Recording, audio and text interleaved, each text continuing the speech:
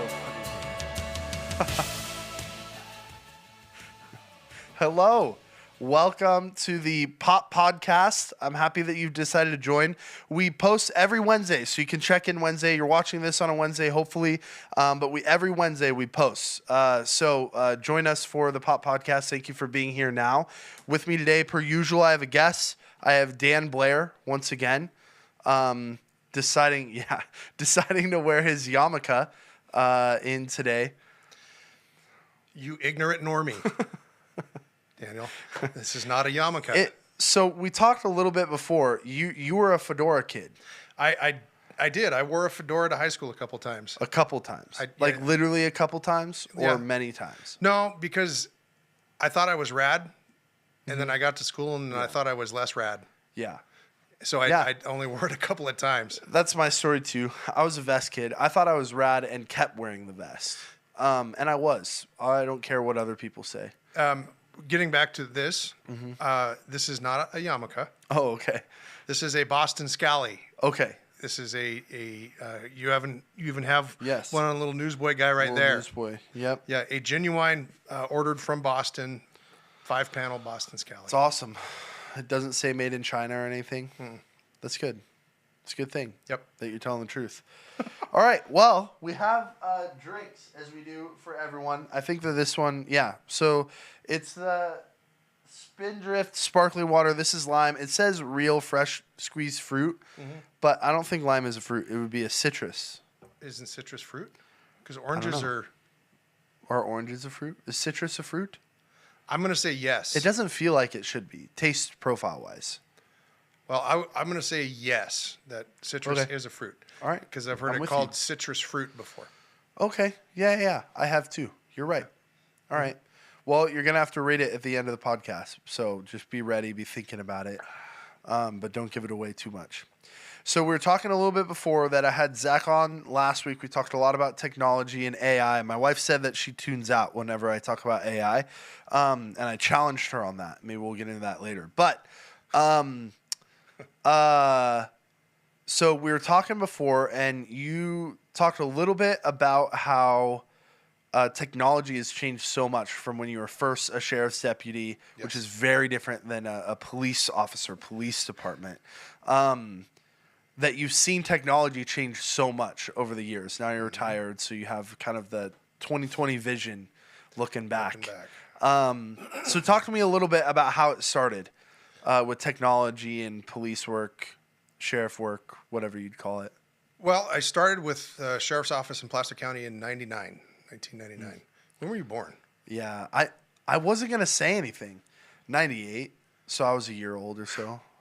Yeah, I'm sorry. I wasn't going to say anything. That's okay. I wasn't going to bring it up. I prefer that to you saying like 2000 or something like that. Yeah. I prefer that. Yeah. I started with Placer County in 1999, and cell phones back then were becoming more and more common, but everybody still had a landline with an answering machine and that kind of thing. But people would have cell phones. Texting was there, but it was just super pain in the rear to do. Nobody did it. But people were getting more and more internet access. And from 99 until, 2003 or 4, I worked our patrol division and a little bit of corrections. And then I moved into school resource officer. I taught DARE with, you remember that? The drug abuse resistance education I missed curriculum. It for the most part. It was there when I was in elementary school, but by the time I went to a private middle school though, so it could have still been there, and I just it might have. Well, it was phasing out by that point, I think. But I remember there was some drug thing when I was in 5th grade that I remember. That might have been it. I think it was DARE. Yeah. So I taught that, but we were also school resource officers. So any issues that we'd have at school with the kids, we would deal with that. And for a portion of the time, I worked as an actual school resource officer at a continuation high school over in Auburn. Okay. And coming into prominence or use or whatever the word might be at that point was MySpace. And you've heard of MySpace. Yes. For those of you who have no idea what that is, MySpace was the pre-Facebook. People could put together their own page, and it would have, a song that you would say represented you. It would have the photos you wanted. It really was Facebook. Yeah. Before Facebook was there, and so kids used it, mainly kids, to create their own personas, and then they would also use that to socially network. Shocking. So they would put all kinds of stuff on there, like, where we're going to go for lunch, where we're going to ditch, where the party might be, what gym we're going to go behind and smoke out, and that kind of thing. So, as a school resource officer, my partners and I, we would go to their MySpace pages to find out what they were going to do. And it was very productive. And so we're getting, the technology side, it progressed from there. People were able to get. So I just want to pause. So you would check out people's MySpace, and they would just. I'm not super familiar with MySpace. I helped my cousin pick a song for her MySpace back in the day, but they would post like Facebook, just like images. There was a rolling commentary thing where people could comment on them. They could comment back. Okay. There was a big profile picture out front. There was backgrounds. So they would just post a photo and go, "Hey, at 2 p.m. behind the gym, we're going to go smoke some pot." Yeah, well, they would network with each other because you could have, you would have different friends linked together. But like, it wasn't a private message. It was just on the front page. It never really occurred to anybody that the cops would look at this stuff. Yeah. So they would just network and post, but they wouldn't think that their parents would? No, because just as is the case today, it was back then, that parents don't pay enough attention to their kids' social media or their cell phones or things like that. Yeah. Or, back then they would say, well, my kid's a good kid. Why do I need to check on that stuff? Why do I need to monitor their phones? So they wouldn't. So we would go and we would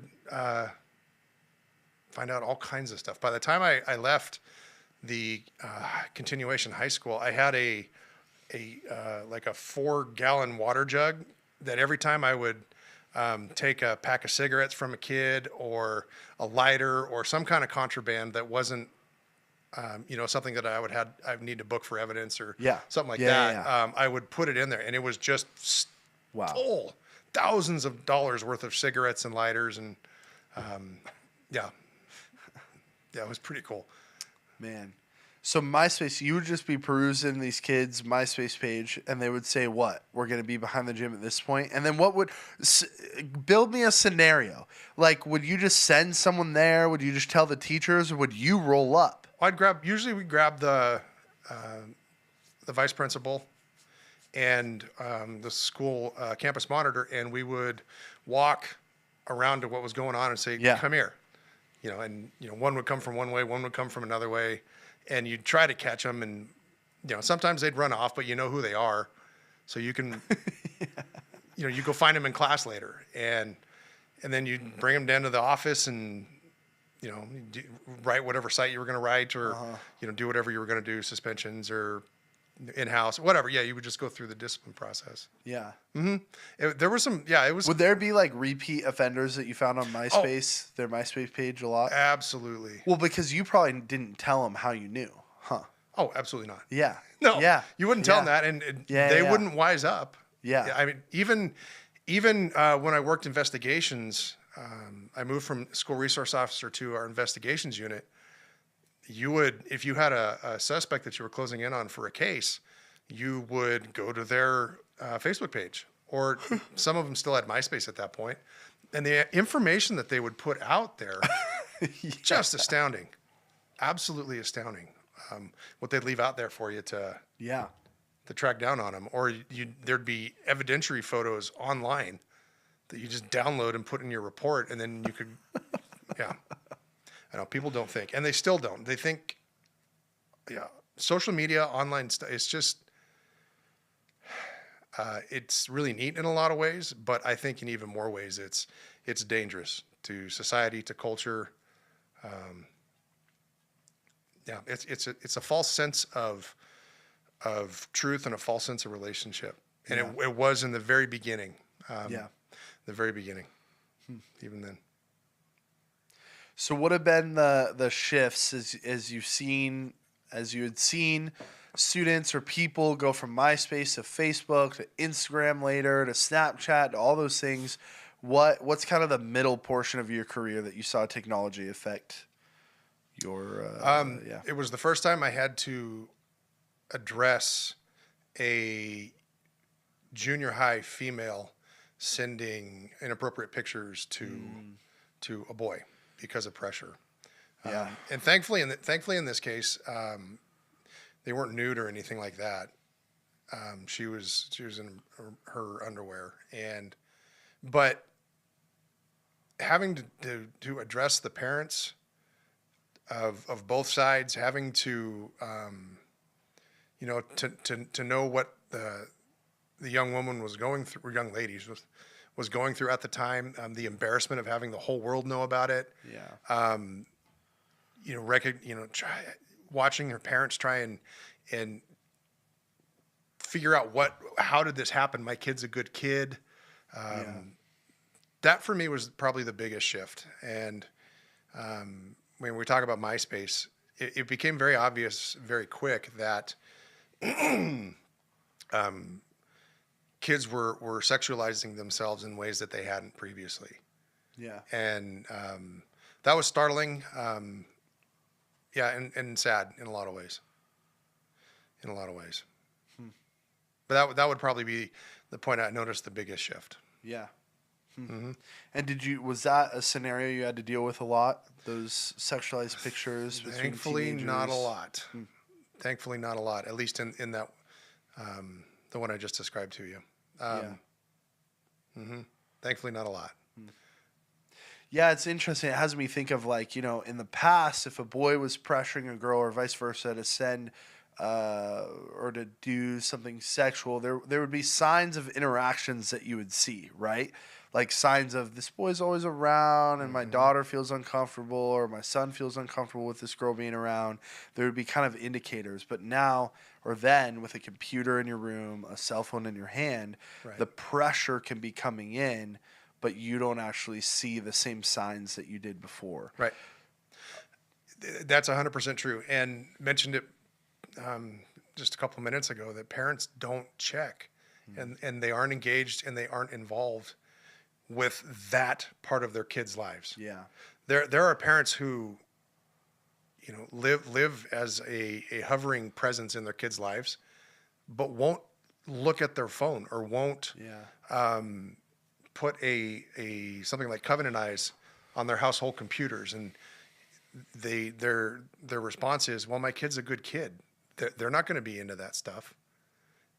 And I can tell you from professional experience, you're wrong. You're 100% wrong if you think that that lewd, inappropriate, violent, you name it, content isn't going to find its way into your kid's phone. The kids don't have to go looking for it. That content is looking for your kids. Well, and that's exactly what I was going to bring up. It's like, hey, it's not a question of whether your kid is a good kid or a bad kid and whether they'll get into that or not. It's that it will pop up on their phone. It will pop up on the computer, and they're not even trying. The amount of young people that go, I found pornography because of an ad on a kids game site that I was playing games on is astounding. So the content is not that your kid's even looking for it, but it finds them. And then because there's this narrative of like, oh, they're a good kid, they're a good kid, they're a good kid. Now, well, I'm a good kid, and my mom always says that I would never get into this stuff, so now I can't tell her, or now I can't tell my dad. And I can't count on them checking and keeping me accountable. There were a lot of times, particularly at the continuation school, before cell phones were necessarily a thing, that you would be dealing with a parent and you would ask them, well, when was the last time, their kid got found with marijuana or something at school? And they would have to come in and pick up their child, and they'd ask, well, where did he get this? He didn't have that at my house. Well, lady, he said, Yeah. I brought it from home. Well, it's not mine. I believe you. It's not yours. Well, Yeah. where did he have it? I'm like, well, when was the last time you went in their bedroom? It's his space. I don't go in there. And Yeah. I would literally have to say, your child does not have rights to privacy. And they say, well, I can't invade they don't have no privacy. They have no right to lock the door to their bedroom. Yeah. And that thinking carries over into the digital space. It's very true. To this day. And yeah, I was going to bring that up too. You know, I want to comment on what I had said before of, you know, telling a kid that they're a good kid, making it feel like they can't come to you. It's really easy for us to sit here and look and go, or for me to sit here and look and go, hey, don't do this. But I think that there's grace for us all just trying to figure it out. Yes. And we can acknowledge that again, that privacy thing, I think, is the hinge point, is that so much, I know my parents viewed it this way, and that I hear parents view it this way as well, of, well, their cell phone is their space. Like they're entitled to some privacy. Right. And Satan doesn't think that way. Nope. The content on our cell phones don't think that way. Nope.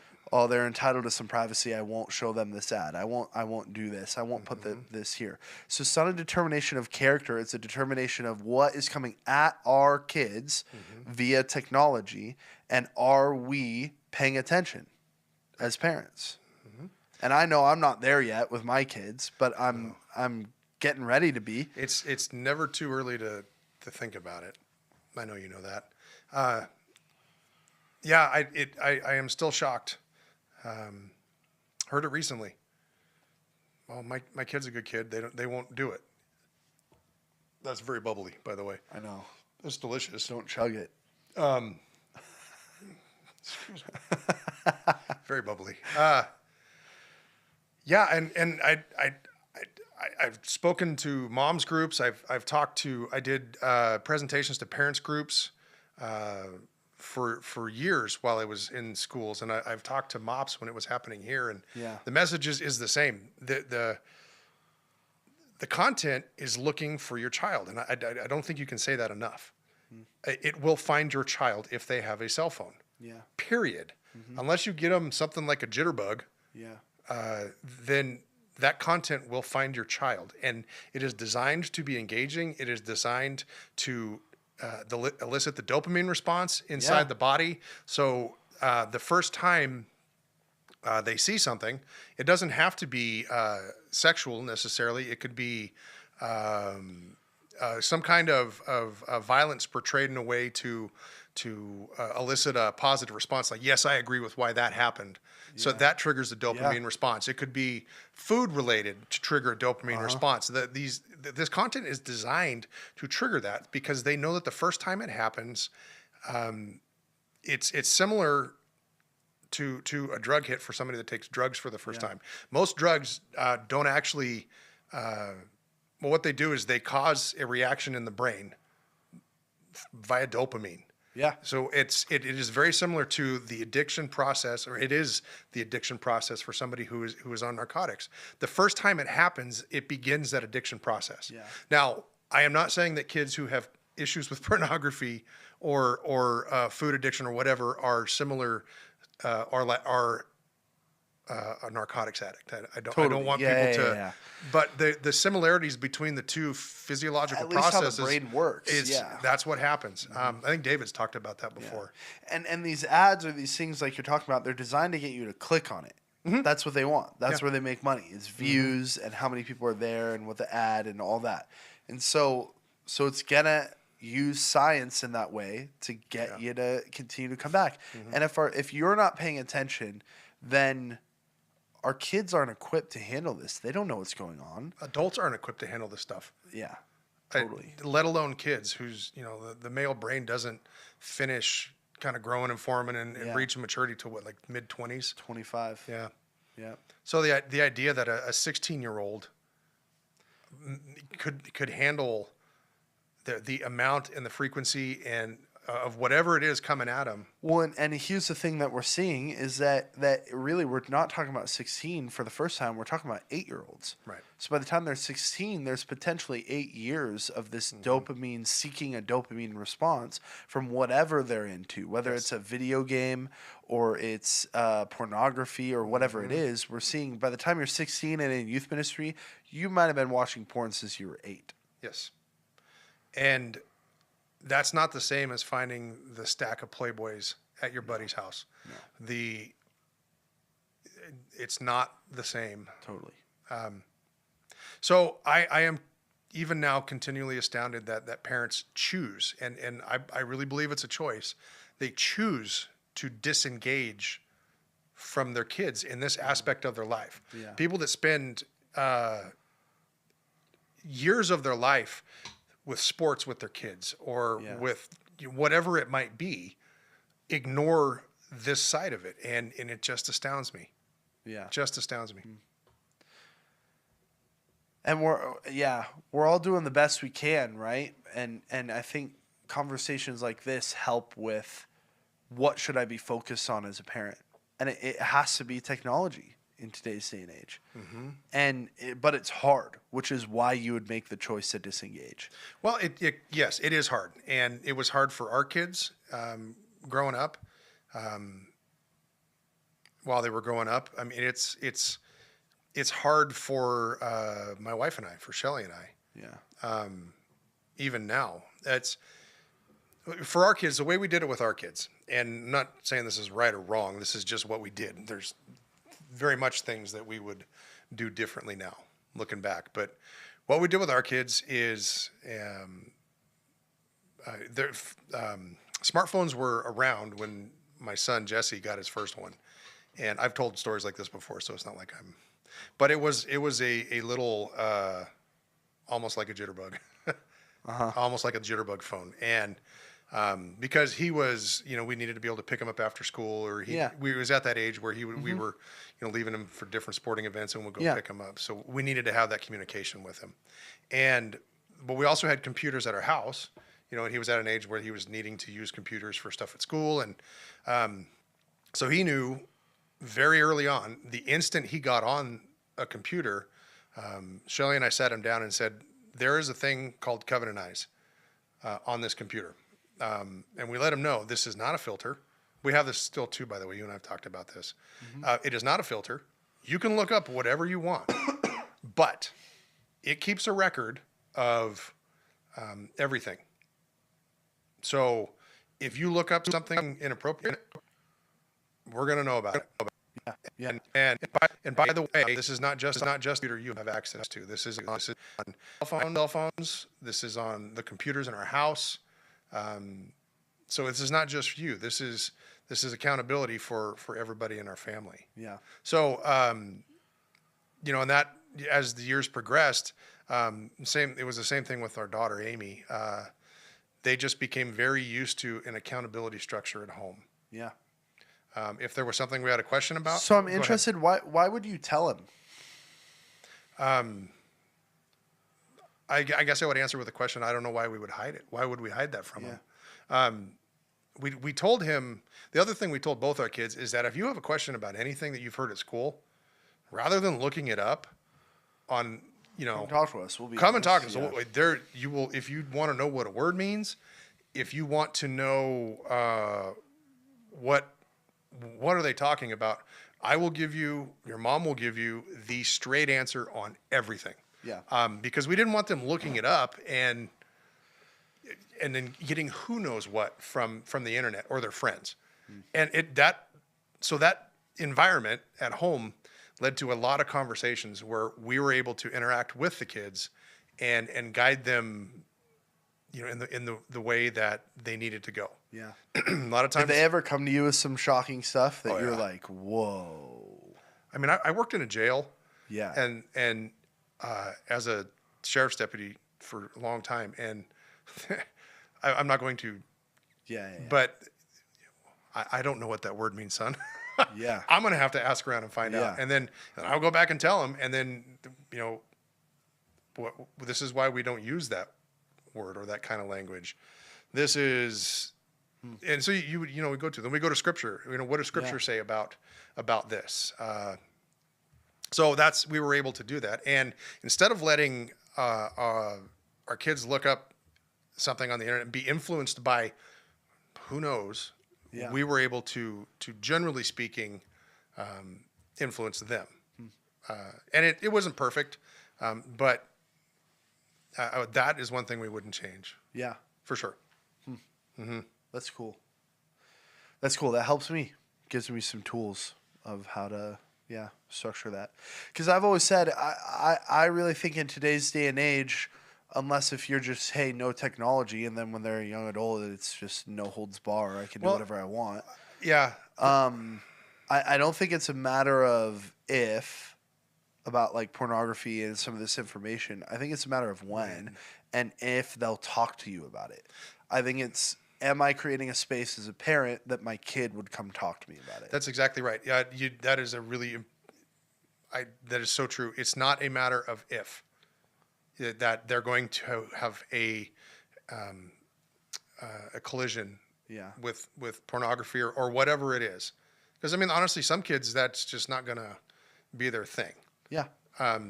But they're going to be impacted by something negatively. And creating an environment where they're willing to talk to you about it, or where they know my parents are going to interact with us about this. Yeah.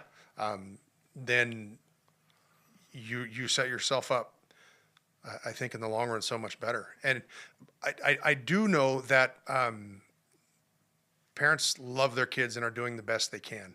I think this is, in a lot of ways, one area where parents are just missing it completely. And it's out of a desire to protect their kids that they hover. Mm-hmm.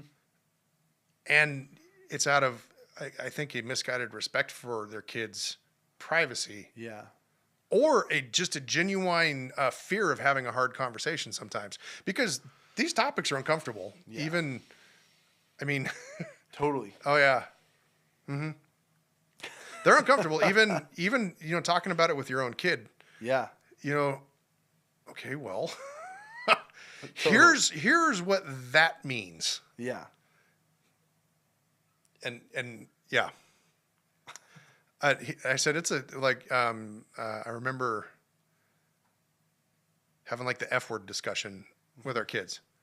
And, you just say, well, it means X, Y, and yeah. And it's a slang, but it's also a derogatory term. And he's like, oh, ew. It's a bunch of things. It's a bunch of things. And he goes, I didn't know. Well, now you know. So, yeah, have the conversation. Have the awkward conversation. I remember telling a parent way back in SRO days, if you need to take the door off your kid's hinges, you have to engage in their life. And the same thing, I just don't think I could violate their privacy. And well, then you're going to have this situation over and over and over again. Not adults yet. No, they are not. And this is your house. Yeah. I may be a little more hardcore about this, and I think I've told you that from the very beginning, when Jess would say things like, that's not fair. That's not fair. Shelly and I would reply with, stop. What's fair is that you pay us to live in our house. Yeah. That would be fair. And so we're a little, we were a little hardcore about some things, I think. It was funny. We'd be in the line at Rayleigh's and he would, start yelling, that's fair. And I'd look at him and he'd, okay, fine. Yeah. He's just a little guy. He's like, okay, fine. It'd be fair that I pay you to live in your house. And the checker and the people in line start laughing. And there was another one. I would say, knock that off or I'll beat you. And I was always joking with it. It was a smile. Yeah. But he got me pretty good once because he was starting to do something in line at the grocery store. And I looked at him and I didn't even have to say anything. And he knew what he was doing. He looks at me and goes, yeah, okay, I'll knock it off, Dad, or you'll beat me. And all around me. And people turn their heads up and they look over. I'm like, I'm not going to beat him. I'm not going to look at him, inspect him. You think he knew? Oh, he absolutely knew, I think. Yeah. What a little punk. Uh-huh. Yeah, little punk. That reminds me, we'll go off course here a little bit, but especially middle school boys, will say like the wildest things out of just like naive of how it sounds. And so this one time I was driving some kids to Forward Bible Camp for fall camp. Right. And it was some middle school boys that were in my vehicle. And you know when you sometimes drive a little bit on the middle line, it kind of squeals a little bit? Mm-hmm. Well, on 193, I mean, it's such windy roads that like, you know, my tires would squeal a couple times. Just not that I was going fast. Honestly, I was freaking out. I was driving probably way too slow because it was the first time I've driven other people's kids in my car. So I was like freaking out.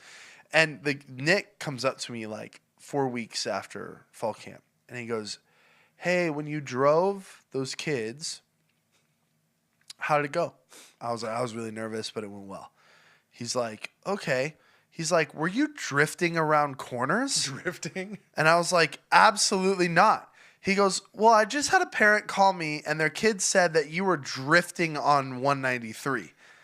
And I was like, "Dude, there's no way." And it was because the tires squealed on the paint that the kids were like, "He was drifting." And it wasn't like they were trying to get me in trouble. They were probably like, "It was awesome. We were drifting on 193." And it's like, oh my gosh. Yeah. They don't know how things sound. That's great. No, they don't know how things sound. Yeah. So we told our kids, ask us anything you want and we will give you the straight scoop. And we did. Well, yeah, I think just knowing you guys, I mean, your kids still want to hang out with you. Like, they still want to talk to you. Or at least they pretend. Yeah. But once they're young adults, they want to stop pretending on things, usually. So I think that's a testament to that. So towards where you were headed towards retirement, what do you think the shift is nowadays with technology? Sounds probably pretty similar to where it was in the middle there, but where do you think it is now? What do you think the dangers are moving forward? I think they're the same, but more dangerous. If you're on social media and all, you've heard the term the algorithm. Yeah. And I'm not a math person by any stretch, so I'm not even going to try to describe it. But basically, it's this thing that learns, AI driven, a lot of the case now, that learns the content that it feels is going to give you the most dopamine hits. What are you going to continue to go back to? What are you going clicking on that? What are you going to continue to scroll to? And it is so good now, the algorithm and the AI associated with it, especially when you're in reels, you know, the video shorts, that it will suck people in, myself included. I'm on the verge of just getting rid of everything, just done. I'm there. Yeah. Yeah. There is so little that is redeeming about modern social media. There's very little I find redeeming about it anymore. I just have a really hard time having a healthy relationship with it. Like I have a really hard time with that. Yep.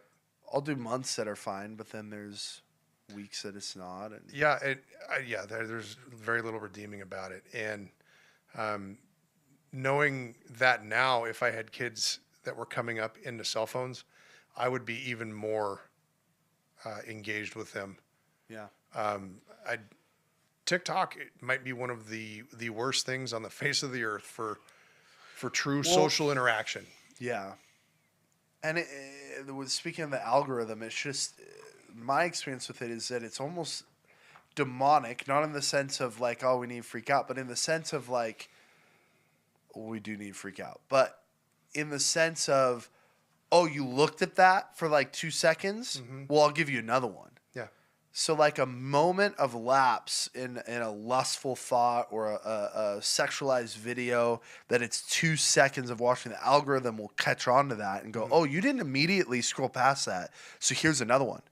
And then you'll scroll 10 times and you didn't see another one, but here's another one. Yeah. And oh, you saved for 3 seconds. So here's another one only 5 videos later. Oh, and it's almost symbolic of like, okay, here. And then all of a sudden your feed is boom, right? And yeah, like we said, I mean, and there are people watching this who will say, well, I don't have to worry about my kid in pornography. That's why I keep bringing up the other things.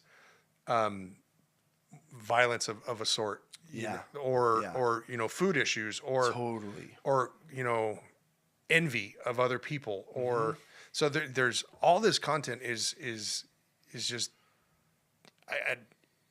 deadly, damaging.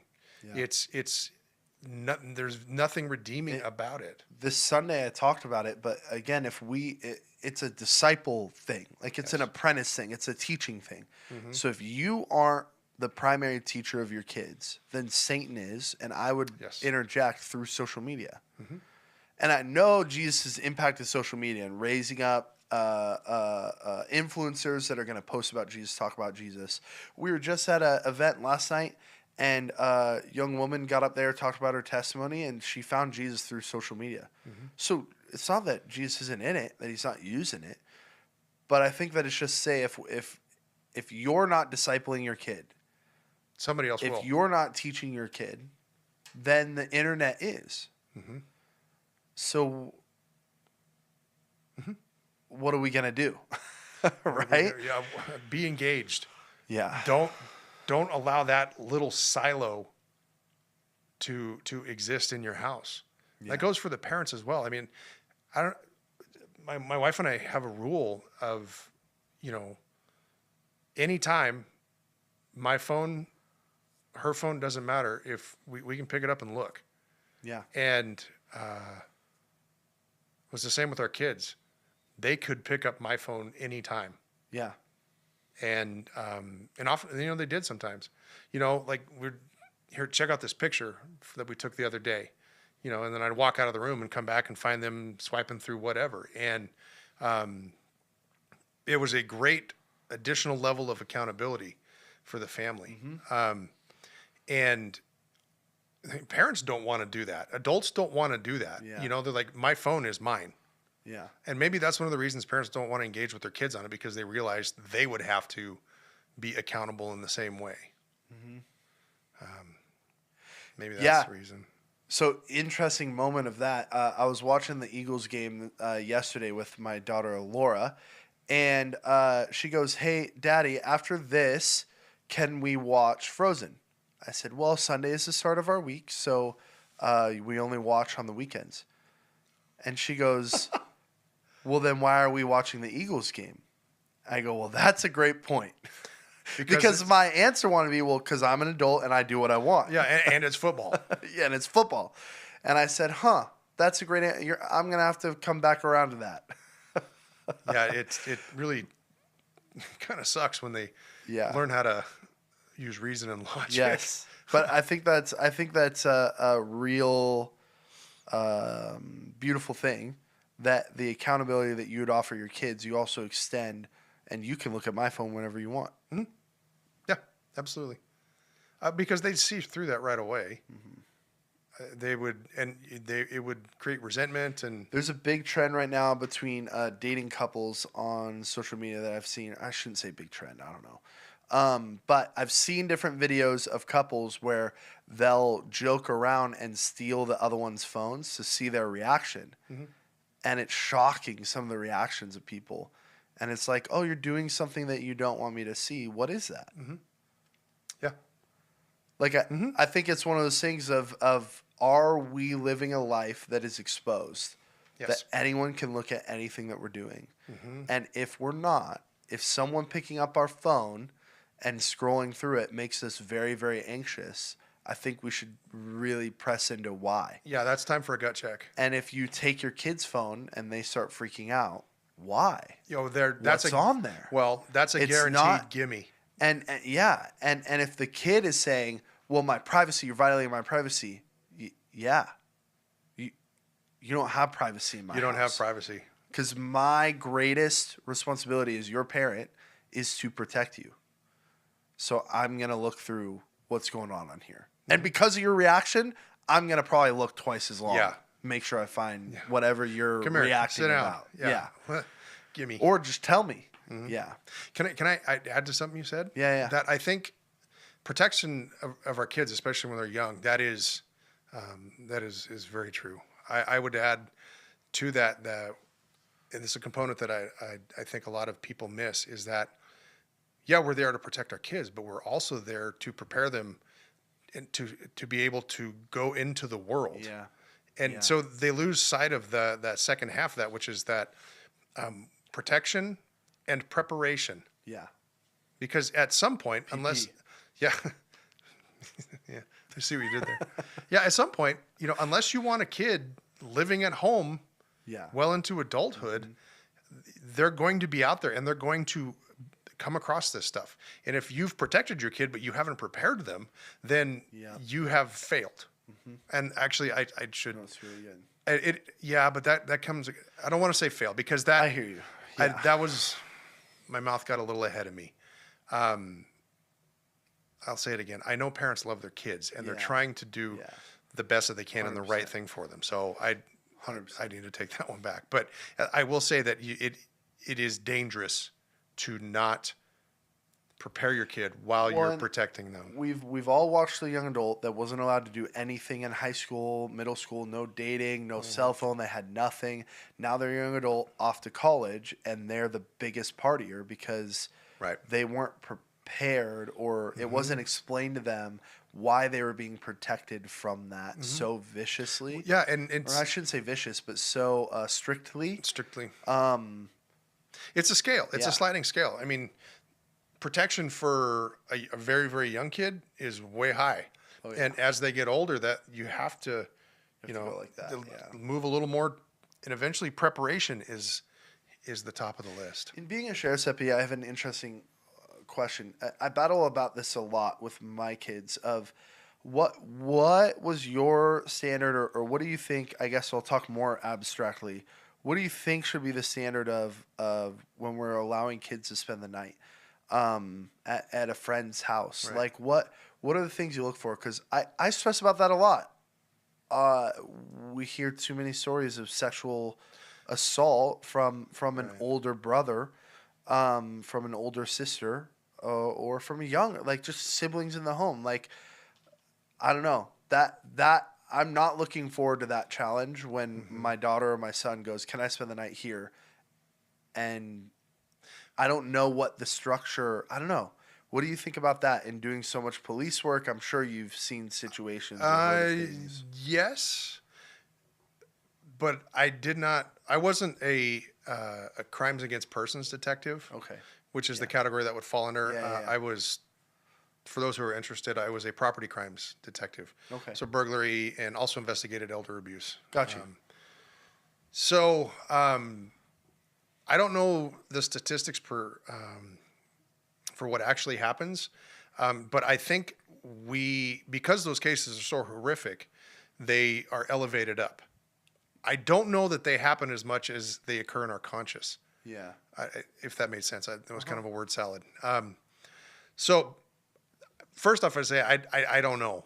My suspicion is that, and I could be wrong, they happen less than we believe just because of how horrific stuff like that is. So, however, the adage of the internet gives us access to information we were never meant to have. Yes. Right. That we're worried about. Or we wouldn't otherwise these horrible things happening all the time because we're seeing what we were never meant to really know. That being said, though, they do happen. They absolutely do happen, and I think it's a question that parents have to wrestle with.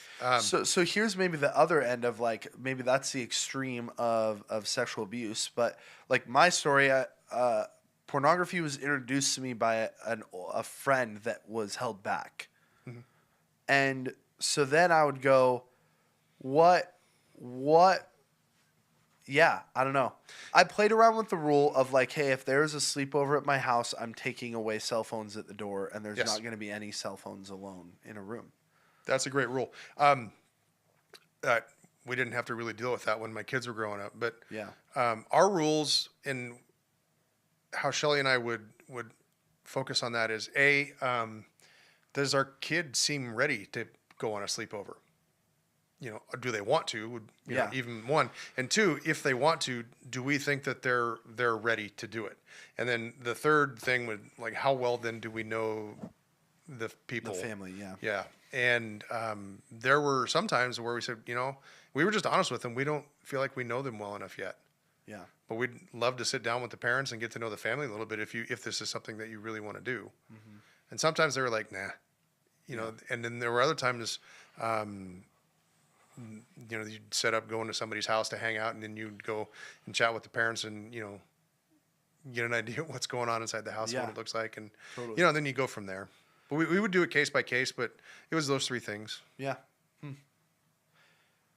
Yeah, it's interesting how much information we have access to and how that's altered how we do things. A narrative that I hear all the time is like, when I was a kid, I used to just walk outside my house and play in the park. Yeah. Walk down the street. I used to be out all day and then just come back at night for dinner. Mm-hmm. That was in a lot of ways me growing up in the neighborhood that I grew up in.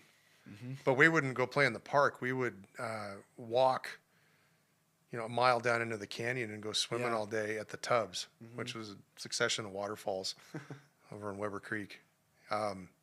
No lifeguards, no nothing. So we would do that.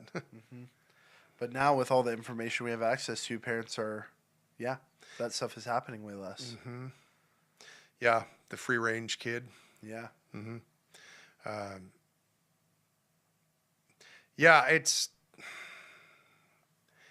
David said a long time ago that parents need to give grace to each other because everybody is going to parent differently and nobody loves their kid more than that parent. Yep. And it is so easy for us. And I did it just a second ago when I talked about, that would be a failure. Mm-hmm. It is very, very easy to poke fun at everybody else or to find fault or to judge, what other parents are doing when they're trying to do the best they can.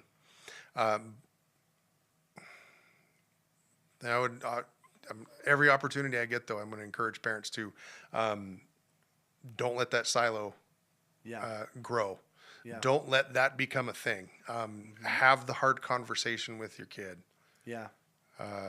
Have the hard conversation with yourself in the mirror, your spouse, whatever you got to do. Because, like you've said, that there is a world that is seeking your kid out. Yep. And if you ignore that, I think you're putting your head in the sand. Yeah, absolutely. Yeah. Yeah. There's just a lot there. There is a lot changing. There is a lot there. Yeah, you had a point earlier of kind of maybe false or counterfeit relationship. From social media? Yeah. And I really think that our world is headed further and further, deeper and deeper into that. I don't want my wife to check out, so I won't talk about AI again. But I think with that realm of things, that's where things are going, is that we're going to have more and more options for counterfeit relationship that will fulfill a need in the moment, but still leave us empty. Yes. And I think people are going to flood to places like churches and others looking for real relationship. Yes. And so then the question would be, are we ready? No. As Christians, are we ready to have real relationship with because people? we're on social media the same as everybody else. Totally. And so, no, I don't think we're ready. I think the church as a whole, probably even us here, for sure, the church as a whole and us here, we could address this topic more if we really want to be ready. Yeah. Head on. Well, this is a way to address it as well. Yes. Oh, yeah, it is. Yeah, for sure. I wasn't trying to poke it at not at all. Your next sermon series. That is not how I took it. Yeah. Although, it'd be a good one. Yeah. Yeah. I don't know. I see a future of having different, I don't know what you'd call it, sessions or 4-week things after church of like, hey, let's do a workshop on technology and our kids. Oh, yeah. Right? Like, let's do a workshop on real biblical connection with another human being. Mm-hmm. Let's do a connection on how do we interact as faithful Jesus followers with the LGBTQ plus community. Oh, yeah. Not to say that they're evil and wicked or they're far from God, but to draw them closer to Jesus. Like, what does that look like? I think there's topics like that as churches in general we can address and spark conversations on. Would wholeheartedly agree. Yeah. Well, thank you, Dan, for being here. being a part of this. We have our drinks. You said you like the Spindrift sparkling waters. Very much. Is this the one you buy? Not the You're not a Waterloo person. I buy whatever's on sale. All right. I do buy whatever's on sale. So Polar. you're just a cheap person. Yes. Yeah. Polar, the brand Polar seltzer. Okay. Shows up a lot, but I do like Spindrift, and I like this a lot better than that hippie junk matcha stuff you gave me last time. Listen, matcha is really good. That matcha was weird. So, but just don't let that be the determiner of whether matcha is good or not for you. Sure. Yeah. Well, I think we could all say a prayer for Nick Bosa and his ACL and the Niners that just seem to fall apart every year over and over. You just had to go there, huh? Yeah. Your 5-panel genuine Boston newsboy cap really Scally really reminded me of ACLs tearing and falling apart and being delicate. This is his second one, right? Yeah. Is it the same leg? I don't know. I just heard you just gleefully kind of. I did not gleefully. I did not your gleefully. Face. No. You were gleeful. I'll tell you guys. Listen. You were gleeful. Just get into this. We were walking into the area here that we film, and I saw a thing that said Nick Bosa tore his ACL, and I went, ooh. I was like, I don't want to show you this. I don't want to be the bearer of bad news. That is not the reaction. I was somber. I felt bad. And I proposed it to two 49ers fans with reverence and genuine heartbreak for the season being ruined. Season being ruined? Yeah. Who else is on your defense that's good besides Fred Warner? Name a player. Yeah, exactly. Michael Williams, Bryce Huff, the former Eagle. Yeah. You're right. They're in. We're not going to get into this, but they're. Listen, dude. The Eagles. Do you guys think you think your 49ers have a shot at Super Bowl? Super Bowl? No. I think 10 wins would be a strong thing given their injuries this season if they were to pull 10 wins out. Yeah. At what point is it coaching's fault for injuries? Because Niners are they're the most injury-prone team in a while. So at what point is it hey, there's some incompetence on our staff here, whether it's the doctors or professionals there? I don't know. Although Shelley made the comment last night, and watching the game, she said, it just seems like there's injuries any game you watch now, more so. The blue tent's getting flipped over, and I don't know if it's because the NFL is paying that much more attention to it than they used to because of the concussion stuff from a few years back. I don't know. Or people are playing harder. Who knows? But it does seem like small injuries on every play for sure. Yeah. And feels are there more reported because they address them and then they can play longer during the season? Who knows? But we're talking about torn ACL. I mean, Niners are having season-ending injuries to star players. Well, there was Connor for the Cardinals yesterday broke his ankle. Yeah, a few plays before Bosa went out. So well, nonetheless, the Niners, it's over. Wrap it up. Gift wrap it. It's done. Cut it. Eagles are going to the Super Bowl again. I didn't think that in the first half of the Rams game, but then at the end, I thought for sure we're going back. Confidence reinstilled. So. Well, thank you guys for tuning in. They probably already tuned out. It's probably just us at this point. Yeah. The moment I mentioned 49ers, I think a lot of people clipped off. No, this church is predominantly 49ers fans. It's true, but they knew when I was talking about it that they didn't want to hear it. So, thank you guys for joining and for watching. We see just a core of people that are watching this every week, and I see you, and thank you for interacting. I want to see comments. I want to see suggestions and interaction. We're trying to think of new ways to express this and continue to form this podcast and do things like that. So give us some feedback on how things are going. We just hope that this is a pocket of peace in your life, whether that's through correction from the Holy Spirit or just a moment to think about sports instead of the craziness of life, or to think about how to parent our kids in this generation. So I hope that you're catching some of that and that you continue to tune in. We post every Wednesday. So I love you guys, and I will catch you next Wednesday. Thanks, Dan. You're welcome.